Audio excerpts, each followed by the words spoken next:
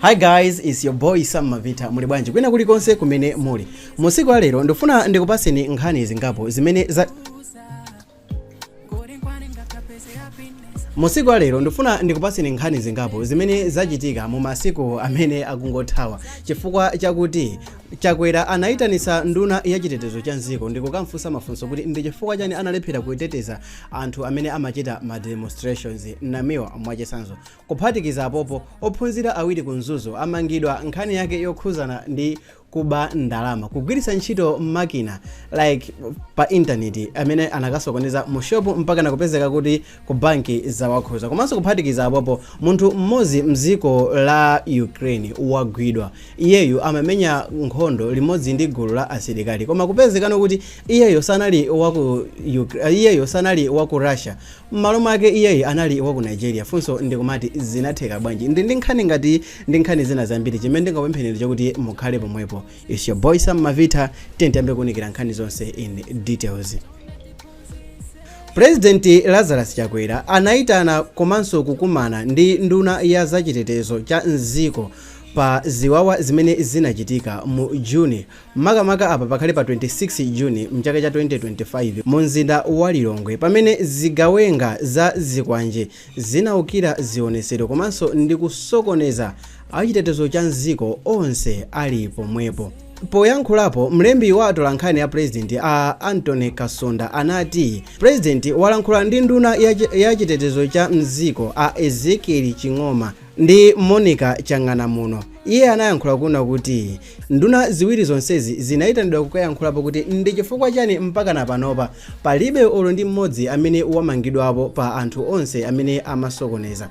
Omenyera ufulu Sylvester Namiwa anazungulidwa ndi achitetezo cha boma koma ngakhale kuti anazungulidwa ndi achitetezo cha boma izi sizinasiye kuti anyamata azikwanje achitepo zinthu zawo zimene akuziziwa. Kombali yake president adanenanso kuti akhazikisa bata ndi kuthesa ziwawa komanso iwo akufuna kulimbikisa mtendere kuti Amalawi azikhala m'malo a mtendere nthawi zonse. Iyeyo adayankhula izizi chifukwa chakuti iyeyo Chakwera akufuna kulimbikisa mtendere wa Amalawi popeza kuti dziko la Malawi limadziwika ndi limodzi mwa maiko a mtendere.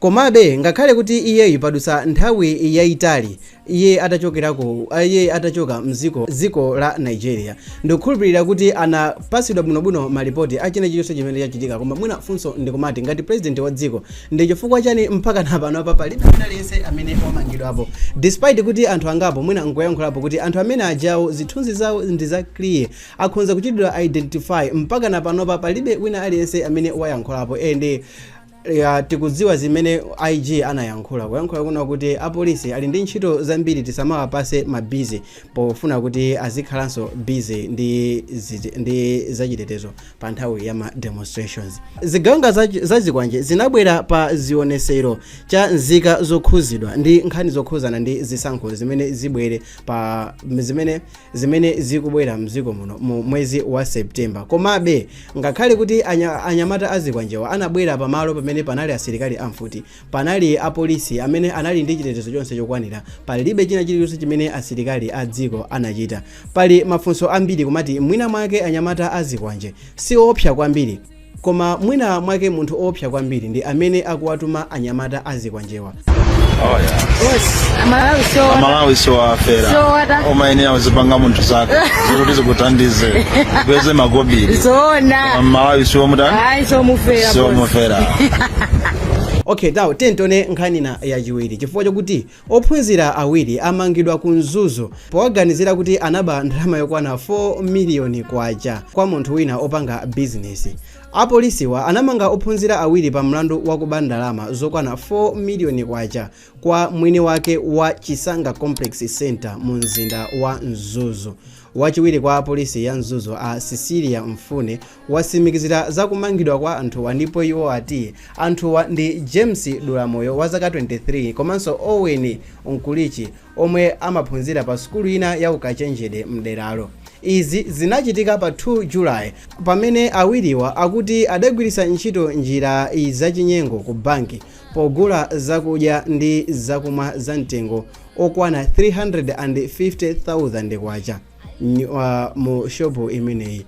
Akuluakulu aboma ati akukayikira kuti kukayikirako kunabuka pamene mkulu wa business yo anayenderera banki yo kuti akatenge ndalama, koma anapeza kuti 4 million kwacha, like 4 million kwacha pa ndalama zake zimene iyeyo adali nayo zinasowa. Koma funso ndilakuti atasonkhanitsidwa ndalama zimene zinasonkhanitsidwa pakati pa mwezi wa May ndi July ndi zimene zinasowazi, apolisi adafufuza anthuwo ndipo anthuwo anagwidwa ndipo adavomera mlanduwo. Iwo akuyembekezereka kukaonekera ku bwalo la milandu posachedwa pa kukayankha milandu yokhuzana kuba. Apolisi achenjeza eni business komanso akuluakulu kuti azikhala osamala kumeneko, komanso akamagula zinthu pa makompyuta komanso zinthu chilichonse chokhuzana ndi mabanki. So apapa chimene tikuyankhula pa njonkhula kuti anyamata wa zaka 23 komanso nzake aziwa njira imene akhonzano kuchitira bypass security mabanki komanso security mashop ndokapezeka nokuti abandrama yokwana 4 million kwacha. I don't know kuti apapa chinthu chofunika kuti chichidwa update ndi chani. Mabanki akuyeneka nokuti mwina mwake ndisankhulepo zambiri, koma bwanji ndikuzeni nkhani ya namba 3. Okay fine, ndankho kuti ndisankhulepo zambiri chifukwa ndikufuna kuti inuyo mulankhulepo maganizo anu into comment section below, mutiuza kuti chimene chikufunikira ndi chani. Tiyeni tione nkhani yathu yachitatu chifukwa chokuti nzika ya ku Nigeria zina lake ndi Kehinde and surname yake ndimene mukuyionapo, yemwe akuti amamenyera gulu la nkhondo la Russia pa nkhondo imene ikuchitika ku Ukraine. Anagwidwa ndi asilikali aku Ukraine.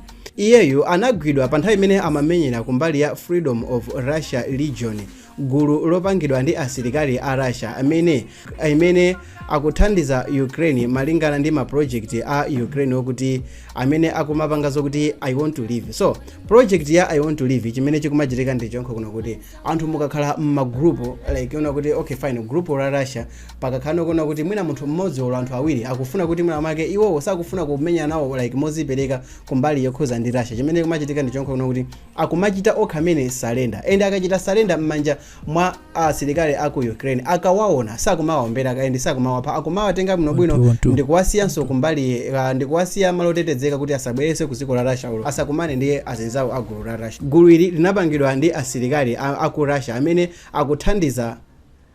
akuthandiza Ukraine. Okay, so mnyamata wa zaka zokwana 29 anagwidwa mchigawo china mziko limeneli la Ukraine. Iye akulankhula kuna kuti adafika kumene ku mziko la Ukraine kumemenya nkhondo kumbali ya Russia, koma pa chifukwa cha nkhondo kuna kuti anali mndende. Now adafika mndendemo pa milandu yokhuzana ndi kugulitsa mankhwala ozunguza pa mziko la Russia and adamfusafusa kuti kodi ukufuna utakhala ndi ufulu posachedwa apa, and aliyense amafuna ufulu right, paungovomera kuti yes kunapezekana kuti amuchita recruit kuti akakhale nawo kumbali yokhuzana ndi Russia, azikamenyana kumbali yokhuzana ndi Russia, akamenyere kumbali yokhuzana ndi Russia. Ndicho linga chokuna kuti mulandu wake uchepesedwe, ndicho linga chokuti zaka zake zichepesedwe, ndicho linga chokuti nthawi yake yokhalira mundende ichepesedwe. Koma at the end unapezekana kuti anatumizidwa ku nkhondo unapezekana kuti asilikali aku Ukraine ndi amene anamugwira.